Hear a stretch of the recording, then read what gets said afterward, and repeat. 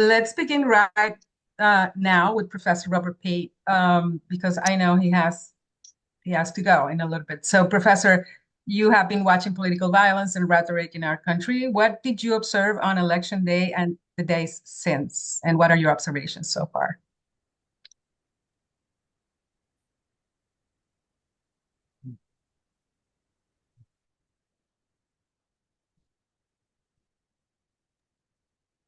Multiracial democracy. And I still think that's true. And I think that is reflected both in the outcome I want to say a word about and then in future political violence.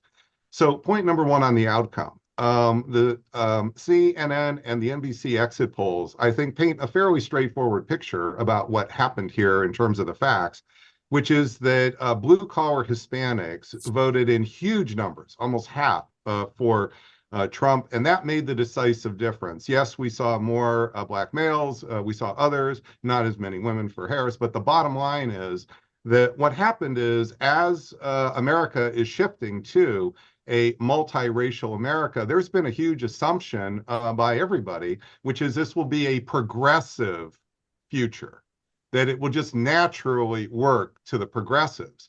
Well, what happened here is that Donald Trump and his campaign built a stronger multiracial coalition that is a coalition in line with the shift to a multiracial America than the Democrats. Now, we'll be trying to figure out why that is over time, but folks like me who study societies, how you get political violence, we've known for some time that religion can be cross-cutting cleavages to race and ethnicity. And I think that's one of the big things that's been left out here because those blue-collar Hispanics are very pro-family, appears. It appears they're very anti-abortion. In other words, that what happened here isn't just a racial split, but it's also a cross-cutting cleavage related to issues related to religion and family values, which I think just has not been part of the conversation as much. So I think also Trump's playing to chaos helped to move that group as well. So the first thing I'd like to say is that I do think we're moving to a multiracial democracy, and we're seeing that the GOP can play in that game and have just beaten the Democrats at that issue. The second thing I'd like to say is about political violence, which is here, I think, and this is related not so much to our conversation, but to lots and lots of folks in the media. I think the media might have, and the public might have in mind the wrong model of political violence, which is it will occur on a specific day that's predictable in advance. We know when it's going to occur, and that the fact it doesn't occur means we have no threat of political violence. This is also true, by the way, with terrorist attacks. So when a terrorist attack doesn't occur, then we seem to have an assumption that either we can predict the day of political violence or it's just not going to happen at all, which is why we're constantly surprised by political violence when it actually happens.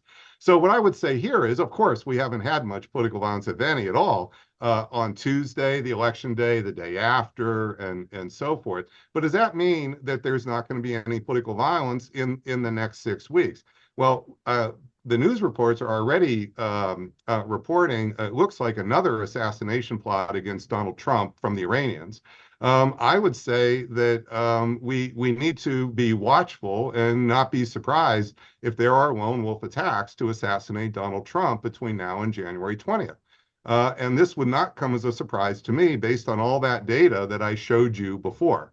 The second thing is that although it's quite clear from Kamala Harris and President Biden's speeches, they are not going to trigger any mass protests or so forth themselves. In fact, they're doing the opposite of that in their statements. We should just be aware that there's already a resistance march planned for January 18th in Washington that has permits for 50,000. Now, we don't know, will that grow beyond 50,000? Will it diminish? However, we just need to be aware that we are in a tinderbox of a country. And so if that march happens, it is by no means 100% clear that will remain peaceful. I'm not saying we can predict it will be violent. Again, I think the media might want more prediction than is possible. I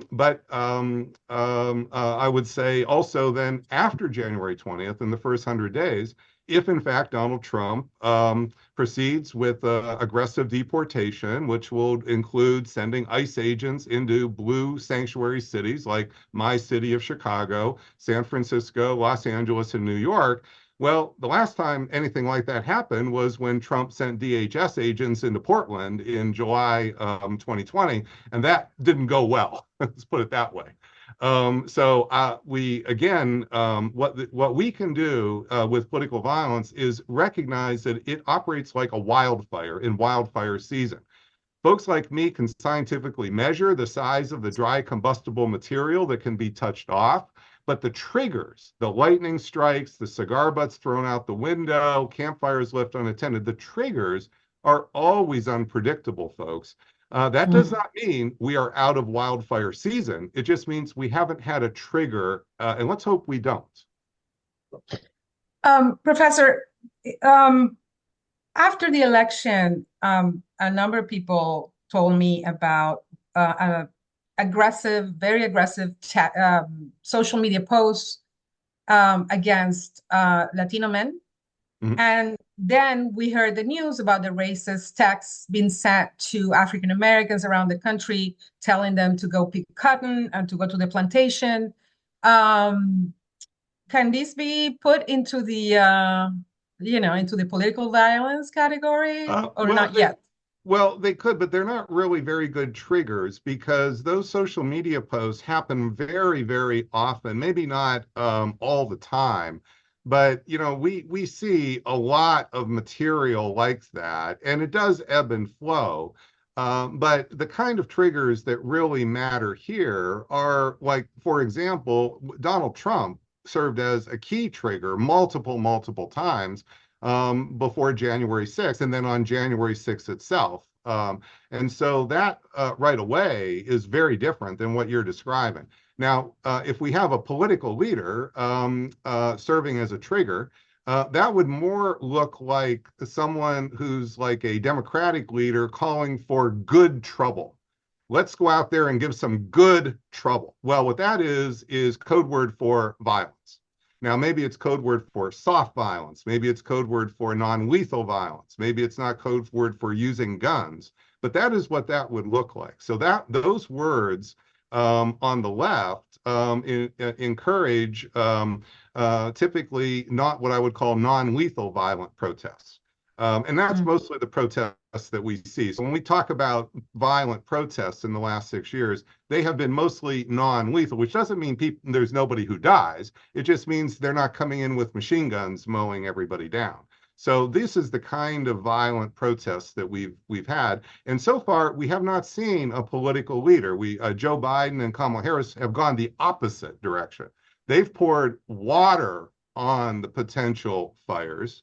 That's frustrating some leaders. AOC, for instance, has been on TikTok being frustrated by that, but she has not gone the next step and called for something that would resemble something like that good trouble phrase.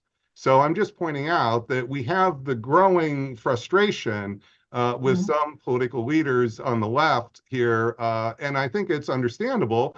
Biden and Harris have actually poured water on the quote resistance. It's going to be understandable if others try to push back on that, and then that is the potential of where those triggers may come from. Well, Professor, thank you so much for this, and I know you. I got to go. I'm sorry about that. And I appreciate you being here. Thank you so much. Yeah. By the way, I understand MLK. Look, please. I'm not trying to defend the right here. I just want to be absolutely clear because I can see in the chat people that may be uncomfortable with me pointing out the possibilities here. I'm just doing my job of trying to let you know in today's world what words might look like that could serve as those triggers. I understand in the past, Martin Luther King went the opposite with those words. And I'm not even saying most people would respond to those words as I'm suggesting. I'm just using some examples here so that we could find, see what a trigger might look like. This And is that's what I do, yeah. folks. I'm not here to defend one side or the other. I'm not trying to pick on anybody. I'm just trying to save lives. Something we have to understand is that this is a different world than it was It's a, 10 or it's 20 or 30 or 40 years ago. Very different. Thank you and so much much. more of a tinderbox. Yes, Okay. it is. Thank you Thank very you. much. Thank you. Thank you. All right. Bye-bye. Thank you. And I'm going to move on to Kelly Dittmar. She's Director of Research at the Center for American Women and Politics at Rutgers University. We want to know what you have to share with us about the role of women voters. Thank you. Thank you.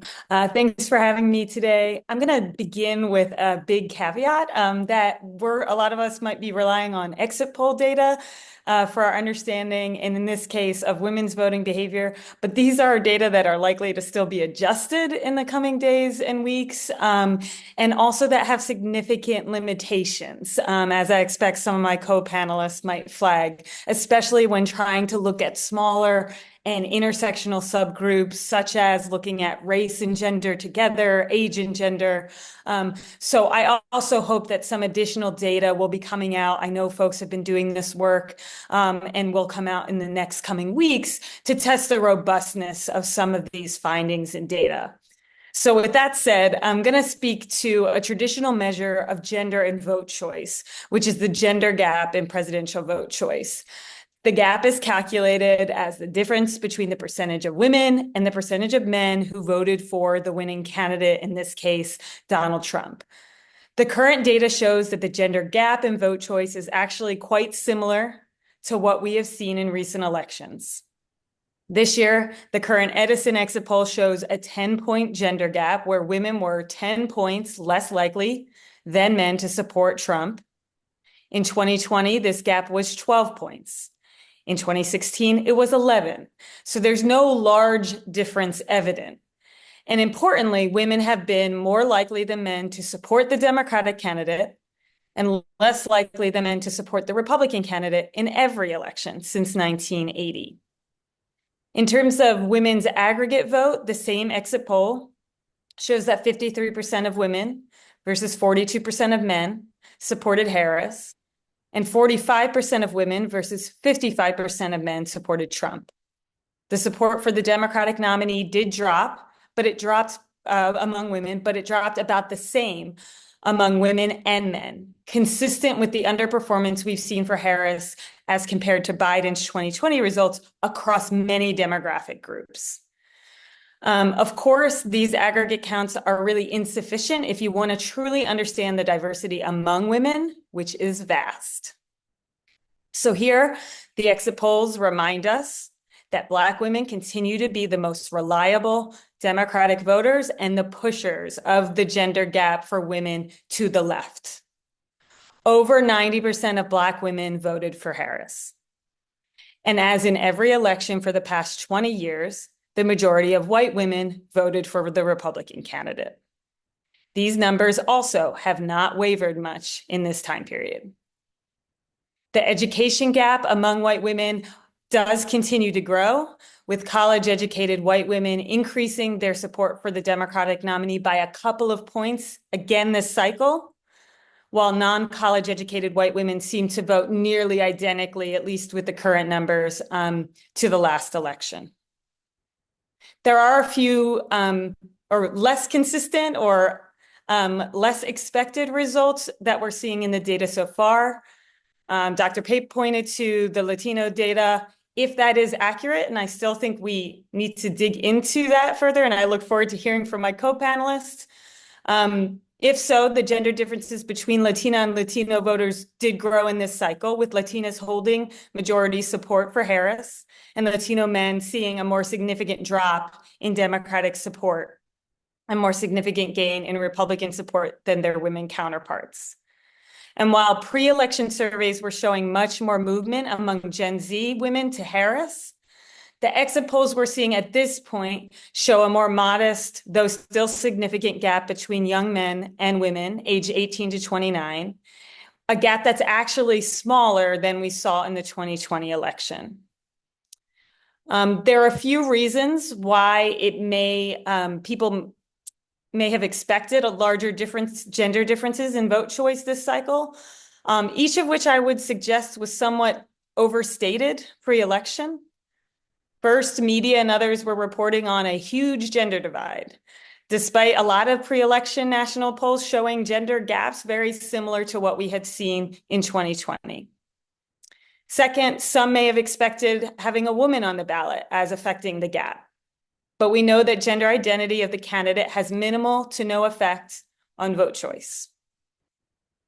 While that is said, I do want to flag an interesting result from the AP VoteCast survey, which shows that 1/3 of Black women said that Harris being the first woman president was the single most important factor in their vote, compared to just 14% of all women and 11% of all men.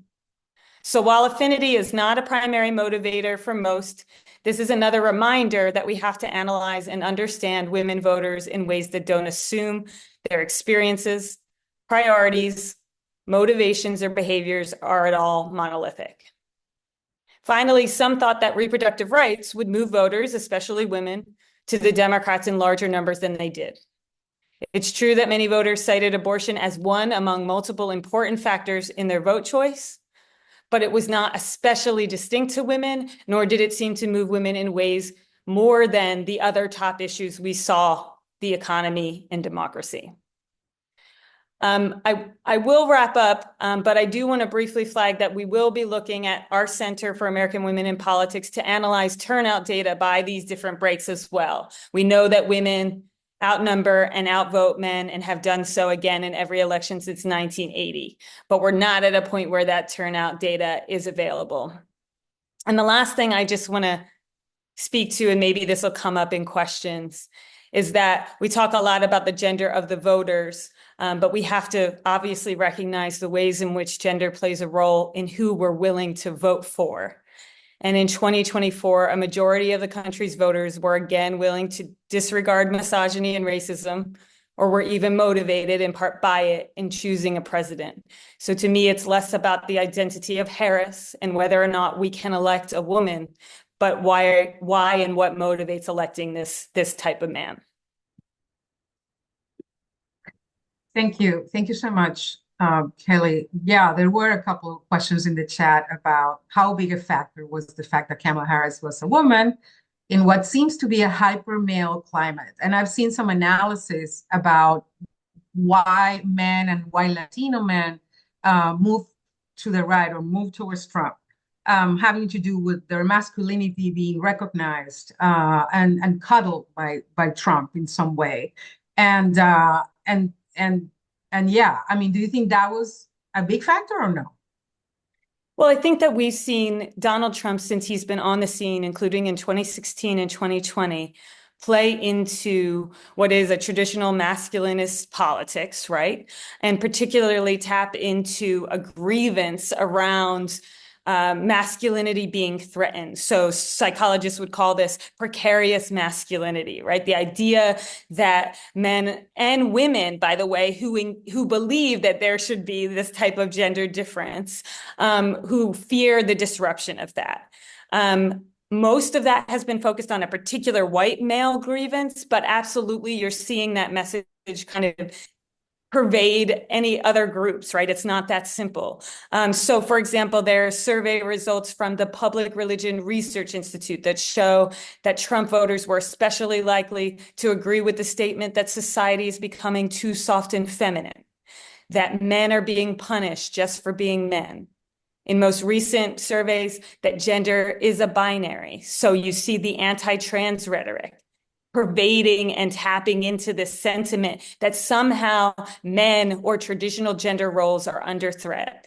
And so he has done that not just when a woman is on the ballot against him, but in every election. And so while I do think we wouldn't ignore the fact that Kamala Harris was treated in ways that were particularly gendered and race, she was evaluated with racial and gender bias, she embodied the type of change that Donald Trump has been tapping into, the sort of fear of that change among many of his supporters. So I think it's more complex than just her gender. I think the country can, in fact, elect a woman president, but we have to dig deep into these roots of misogyny and racism if we're going to make that even more possible. Well, thank you so much. Kelly, if you see any question in the chat that you could answer, there was a question about where the data was coming from and where people can get it. Sure, I can Uh, share that in the chat. Thank you so much. I'm going to move on. If you can hang out, that would be great. Let's move on to John Z. Yang. Please, John, go ahead. Sure, thank you very much, and I appreciate this opportunity to talk to all of you. My name is John C. Yang. I am the President and Executive Director of Asian Americans Advancing Justice, AAJC. Our mission is to advance the civil and human rights of Asian Americans and to promote a fair and equitable society for all. Certainly in this time, while we are all processing our emotions, for our organization, it is also a matter of redoubling in our efforts to ensure that there is a fair and equitable society for all. So one of the things that our organization did was we partnered with other civil rights organizations to conduct what we call an American electorate voter poll.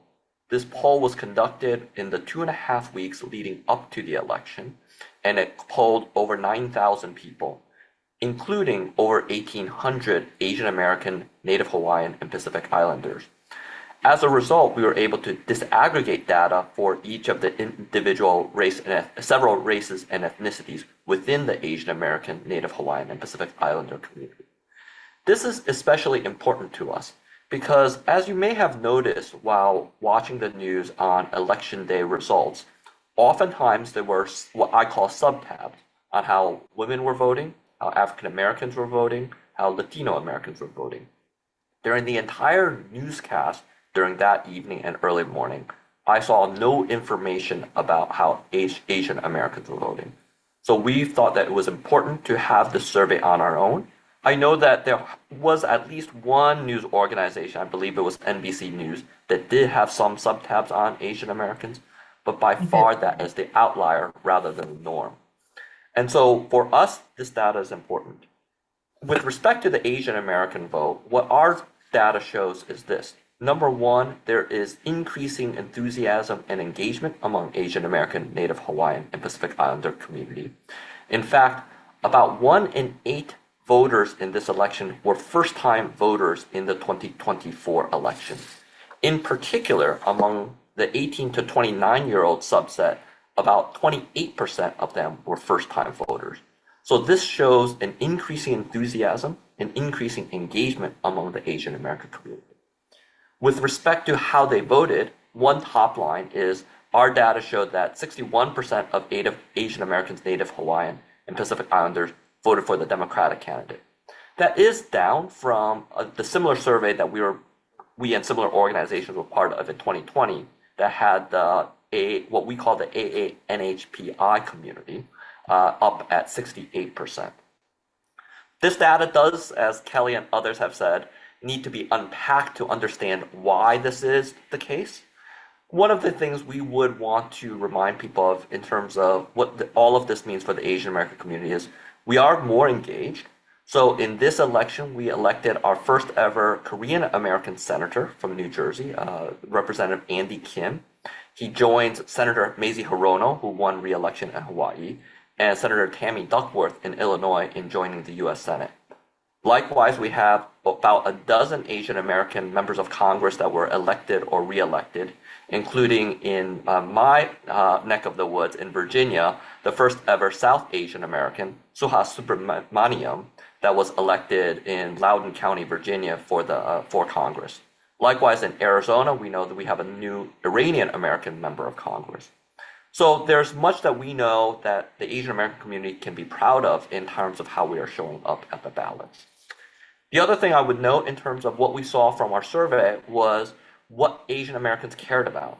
And in some ways, at a top level, it is similar to other communities. So certainly the economy, housing costs, Social Security, healthcare, reproductive rights were at the top of the list. Other salient issues included climate change, protecting democracy, voting rights, and gun rights. Now, in terms of the primary motivation for Asian Americans to vote in 2024, the top 4 were economy, protecting democracy, reproductive rights, and then concerns about immigration. And that last aspect is something that is a little bit distinct, certainly for the Asian American community, in concerns about immigration and how that appears. Specifically with respect to immigration, it is important to point out that Asian Americans are largely supportive of immigrant laws that are protective of immigrants. What I mean by that is, number one, with respect to what is called family immigration. This is the policy whereby people here in this country that are citizens of this country are allowed to bring relatives, whether they are adult children, whether it is spouses, parents, and siblings to this country. This is a system that has been under attack. It was created first in 1965 under our Immigration and Nationality Act of 1965. Approximately 86% of the Asian American community supports family immigration and strengthening our family-based immigration system. So when we hear concerns about cutting into this system, it certainly is something that we will be exceptionally concerned about. One important aspect of this is it is not only among immigrants themselves, but native-born Asian Americans that support this policy. Native-born Asian Americans support this policy by a rate of about 87%, which compares almost exactly the same as immigrant Asian American populations, which support this at 86%.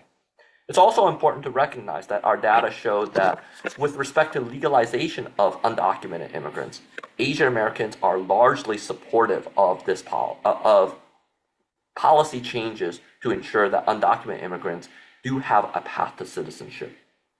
The last issue that I would want to highlight with respect to the Asian American community is with respect to hate and discrimination.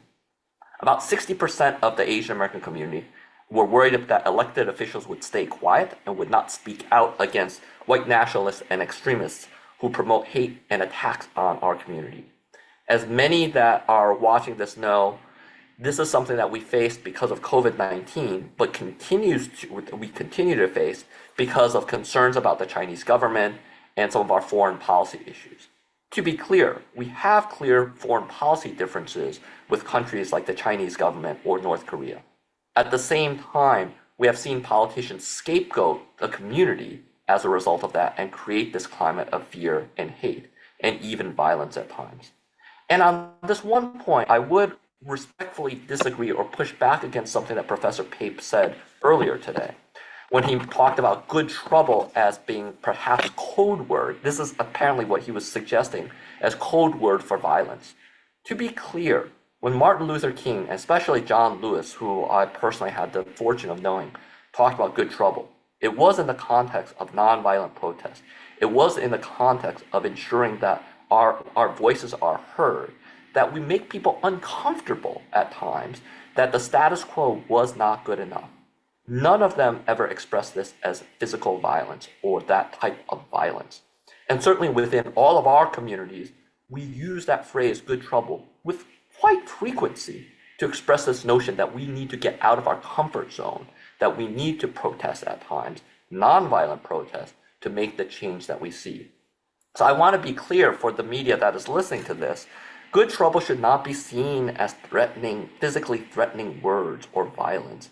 And if we try to normalize that, then I am concerned that when others, policymakers, hear that term, they will use that against communities like mine, communities like the African American, Latino American, and Native American communities, to suggest that somehow people need to crack down on people using that phrase.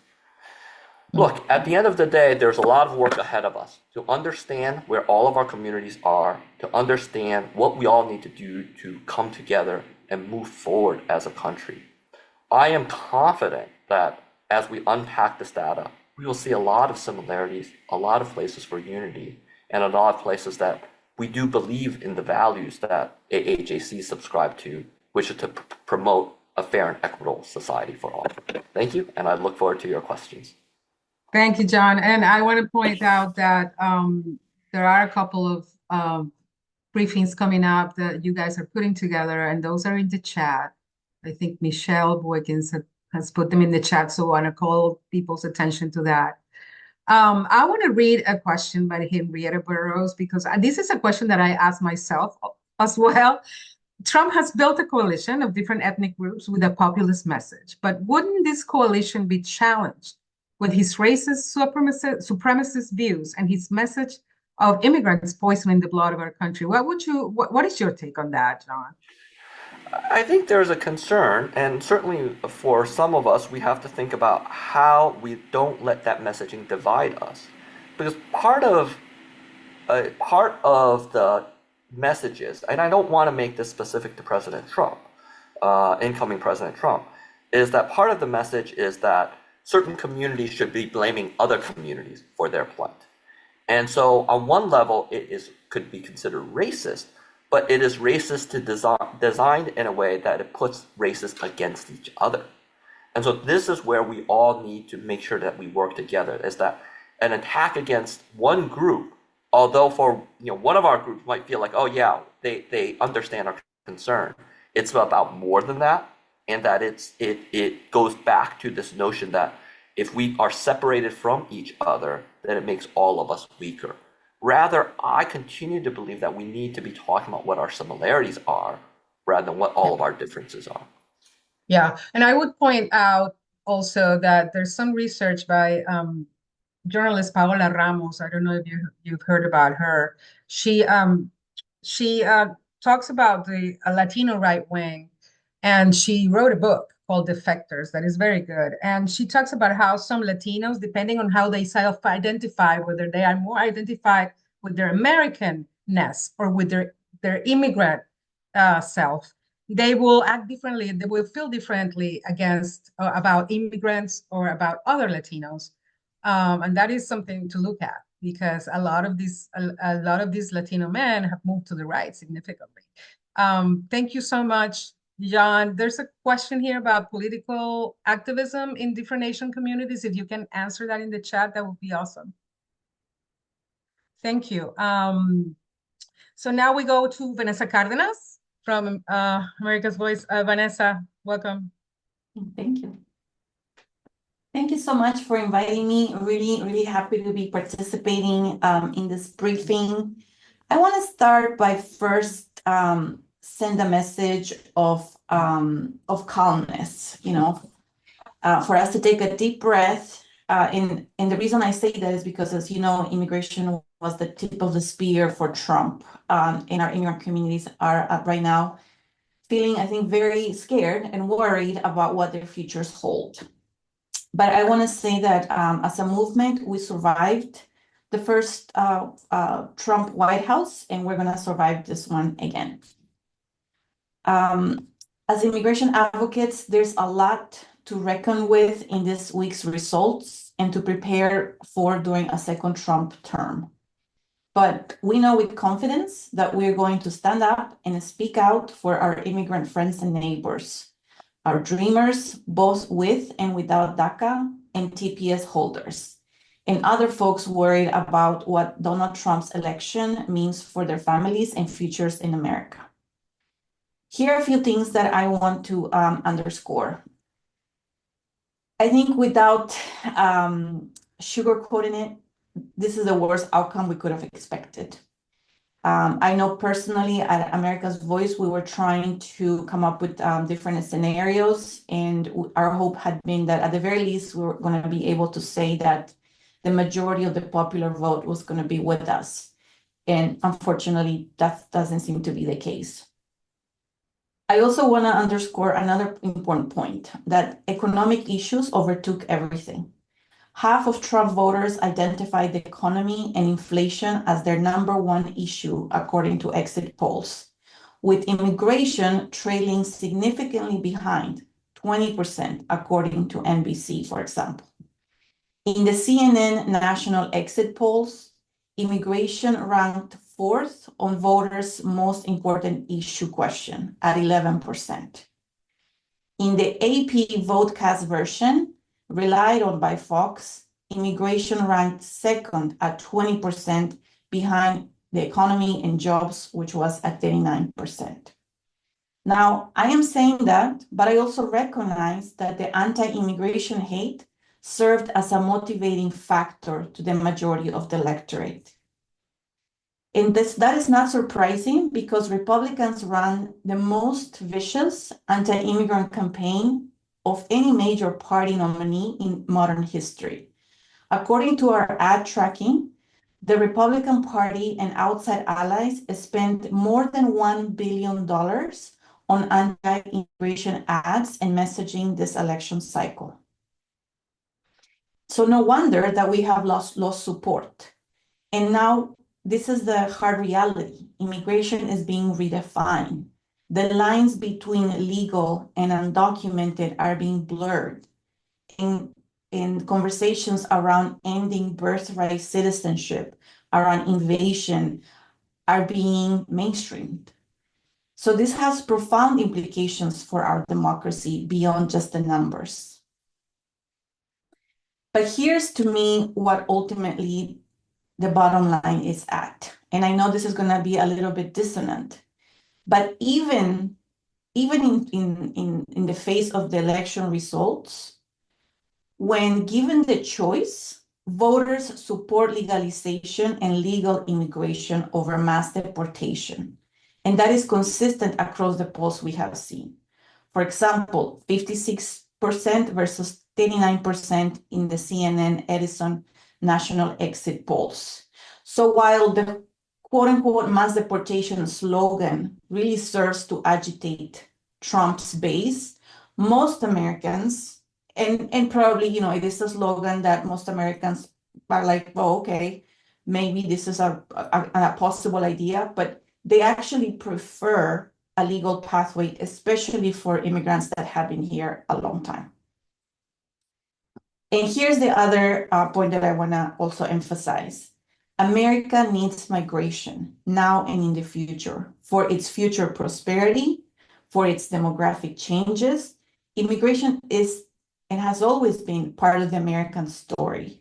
So for me, that is the stubborn truth that we have to rely on as we think about how we regain the ground that we have lost.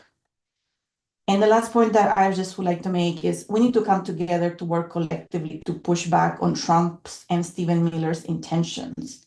And there's a lot of organizations, unions, clergy, cities, and states that are going to stand up to Trump's mass deportation agenda. But we still need more allies. We need mayors and businesses to be ready to stand up to protect our neighbors and friends who may be targeted. We all have to be ready to speak out and fight for the millions of undocumented immigrants who have lived and worked in our nation for many years. Thank you. Gracias, Vanessa. Thank you. Couple of things. Do you, and I don't know if you can really answer this question, but do you really believe he will manage to conduct mass immigration? Deportations? I truly believe that they have the intention of deporting as many people as they can. I think that they have, they're going to use the levers of government that now they know how to use to implement their agenda.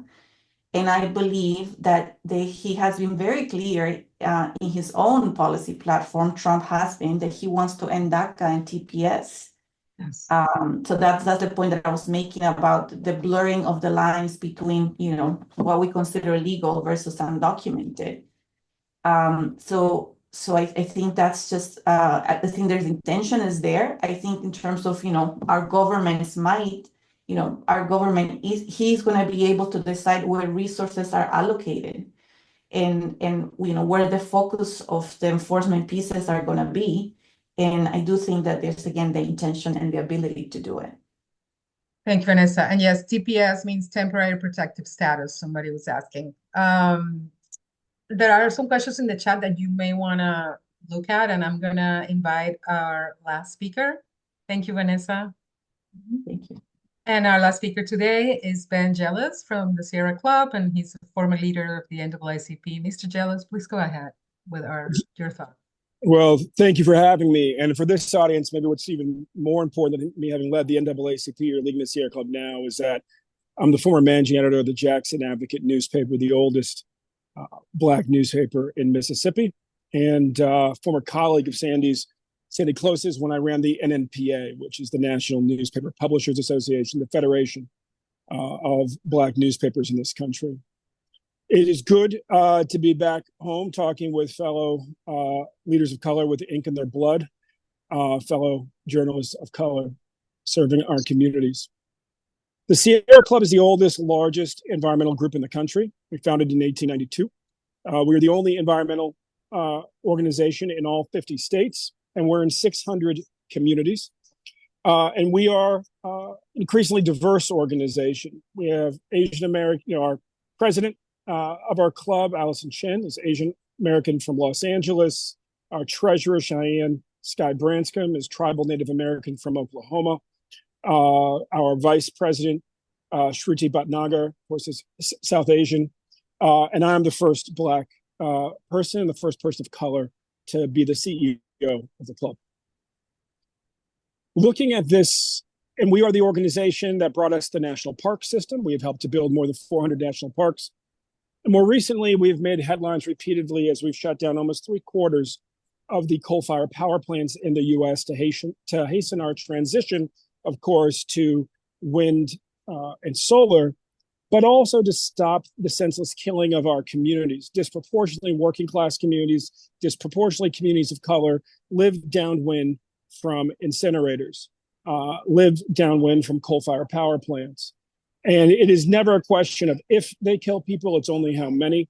Next year, we will celebrate more than 70,000 unnecessary deaths prevented because we've shut down 386 coal-fired power plants, more than 1 million asthma attacks, and more than 100,000 heart attacks, just to put it in perspective. But talking about this election, listening to all those stats, I mean, what is clear is this. Trump was elected with the overwhelming support of the white community and a minority of support in communities of color. With that said, he is the first Republican president to be elected with having won the popular vote in more than 20 years, and he increased his support in every community. And so the question really that we need to ask ourselves is what is going on in our country generally right now?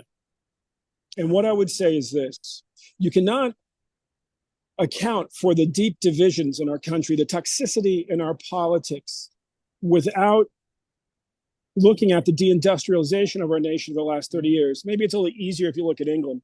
A lot of people have accepted that you cannot explain Brexit, for example, without the deindustrialization of England. Well, guess what? You can't explain the divisions in America without accounting for the fact that since NAFTA was passed, we have shut down 65,000 factories in the United States. We have shut down so many factories. 65,000 is enough for, that's one for every city and for every town in the United States. What does that mean?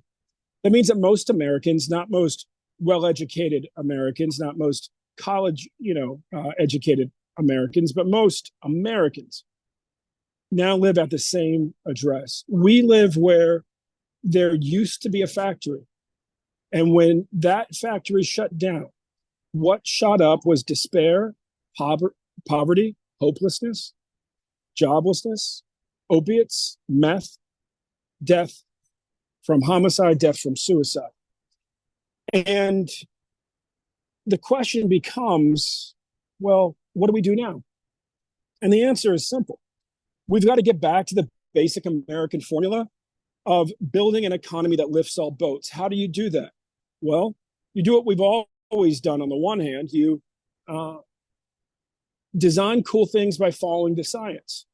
And then you get back to doing what we did for decades in this country after World War II, but stopped doing in the mid-1990s.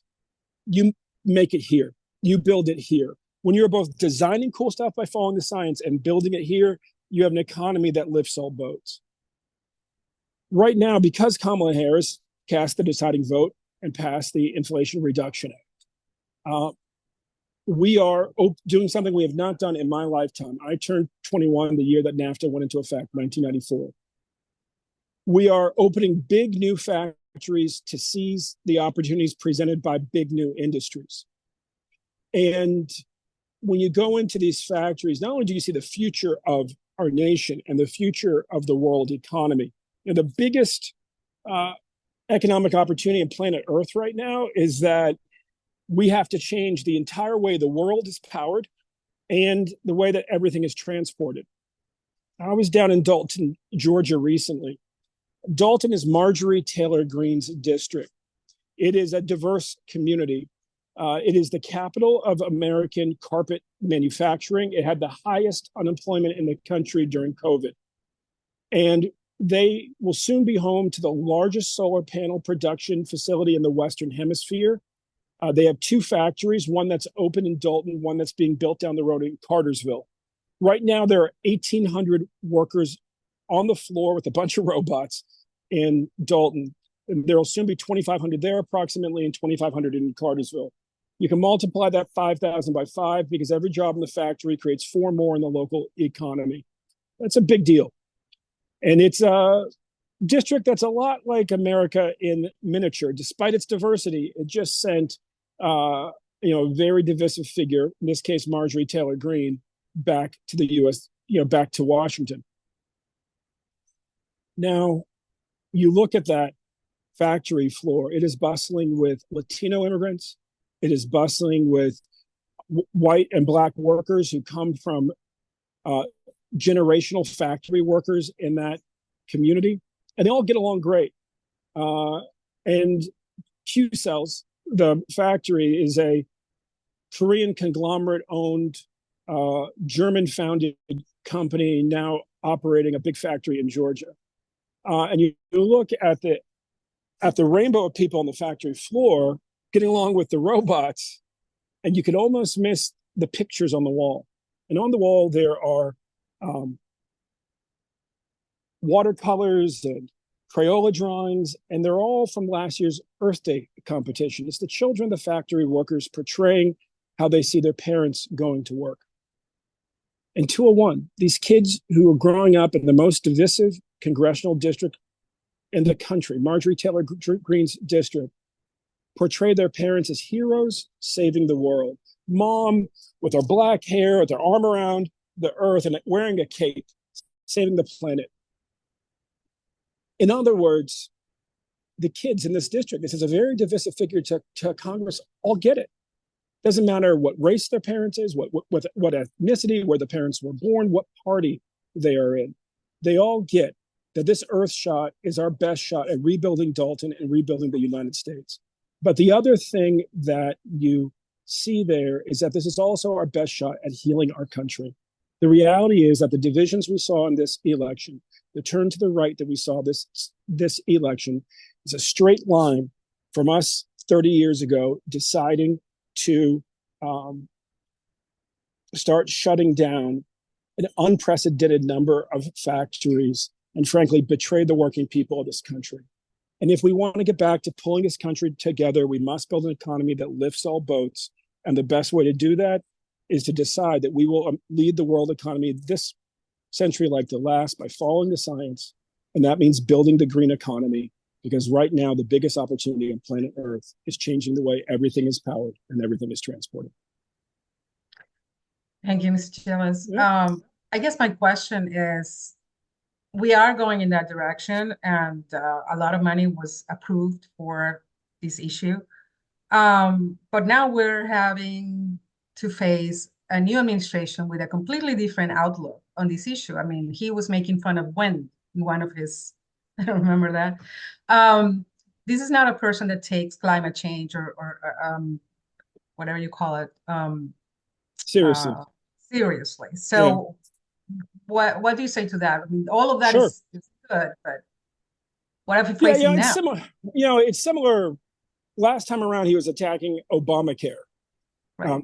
Remember that? And then he tried to kill it. And you know what happened? His own party rebelled against him because, and we saw a similar thing happen on the campaign trail. Vice President-elect Vance attacked green jobs. 300,000 green jobs have been created in recent years as table scraps. And suddenly there were voters inside the Republican Party roaring back at him. What's interesting when you're in a state like Michigan is that while like Michiganders can be totally divided on whether or not they want an EV, they are 100% united on they want EVs produced there because they understand that that's the future. And so the reality is that right now the battery belt is like in Tennessee, and Georgia, and there's an EV belt throughout the Sun Belt too. And that's a lot of Republican governors who understand that the fortunes of their state are tied to the country keeping the pace with growing EV production, battery production, chip production, because you need computer chips and all these things, solar production and wind production. So the reality is that Donald Trump can say whatever he wants. This is the future, and people aren't going back. And by that, I mean, like, both parties and a lot of Republican governors. I got you. Okay. So we have very little time left. I'm going to have a final question for all of you, starting with our second speaker, because Mr. Pape left. So for Kelly and for everyone else, what is the most important thing you want us to take away from this discussion? Let's start with Kelly Dittmar. Yeah, I think I would just reiterate this piece about, I worry about a narrative that, first of all, blames any one group of people for the outcome of this election. In particular, when we talk about women in the work that I do, the idea that women somehow lost an election for this woman candidate, when in fact we know that it was the majority of men who voted for Donald Trump.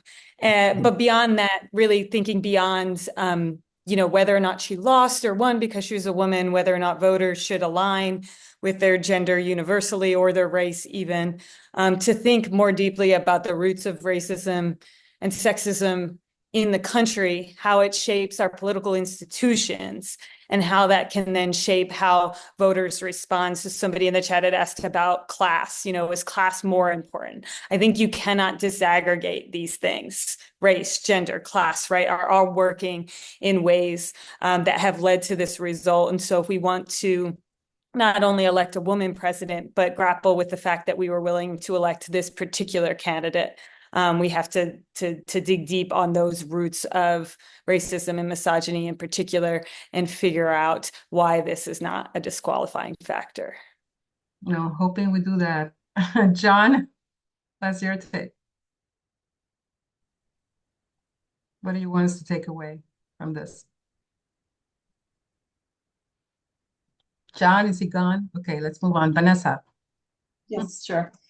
Well, I think just a few points. I didn't address it in my remarks, but I think the whole Latino narrative is very dangerous. I think that we have to wait for more research and analysis on what actually happened. The reality is that, this election was not lost because of the Latino vote. It is true that Republicans are making inroads in the Latino community, just like he's doing inroads among the rest of the electorate. So it's really important to emphasize that. And I also you guys are ethnic media, this. We have to always question the investment that political parties are making into reaching out to our communities. And even this year, I read months ago that the investments were not being made to actually reach Latino voters. So, I think we have to take a step back. I think on the immigration piece, I think for me, the biggest takeaway is that we have to do a better job about telling an immigration narrative, reminding Americans about their immigration heritage, and reminding Americans that this whole mass deportation slogan has profound consequences, not just at the human level, but also at the economic level. And that, if we are going to see the same efforts that we saw under the first Trump administration, my bet is that Americans are not going to be comfortable with seeing families separated, with having kids in cages, with having, people that have been here for decades being deported. And actually, there's a possibility that even U.S. citizens will be deported, because that has actually happened in the past. So I think for us, we need to reckon with what this means, but also really stand up for our immigrant communities, because they are not separate from the American family. Thank you, Vanessa. Benjamin Jealous, please. What do you want to say? Yeah, just a few quick things. One, I think the last speaker is absolutely right. Most people in this United States will not stand by and watch their neighbors deported in some mass way. And I want to just say that and be clear that Sierra Club stands with all those communities right now that feels vulnerable, and our leadership increasingly comes from people whose families have, who are first, second generation immigrants. Secondly, we need to be really clear. People voted their pocketbook. The working people of this country made it clear that they will vote their pocketbook. I don't think we should make a whole lot more than that. And frankly, whether it's stereotypes about Black men or brown men, I think we need to be careful about that. I think the last speaker's right on that too. The last thing I would say is that a lot of our communities are feeling very vulnerable right now.